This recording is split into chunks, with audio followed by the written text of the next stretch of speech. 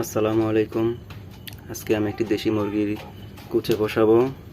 তো কুচে বসানোর প্রথমে আপনার একটা কুচে বসানোর জন্য লিটার তৈরি করতে হবে মুরগির জন্য। তো লিটার হিসেবে আমি এখানে ধানের তুষ এবং ছাই এবং কিছু খড় দিয়েছি ছোট ছোট করে কেটে। তো সাথে আমি কেরোসিন তেল মিক্স করে দিয়েছি যাতে মুরগার যে পোক বা উকুন না হয় সেজন্য। তো আমি এখন ডিমগুলো বসাবো। আজকে আমি 9টি ডিম দিব এখানে। তো দিলাম একটি।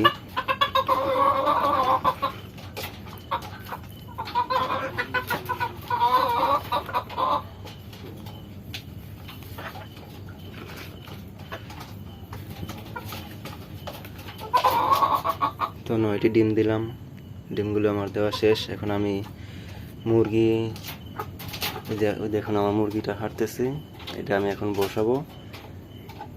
বসিয়ে তারপরটা ওরা দিয়ে ডেকে দেবো যাতে না সরে। তো আমি এখন মুরগিটা ধরে এখানে বসিয়ে দিব। তো আমি মুরগিটা বসিয়ে দিচ্ছি। এটা আস্তে আস্তে ডিমে তা দিবে। বসে 10 চেষ্টা করতেছি যাতে না যায়।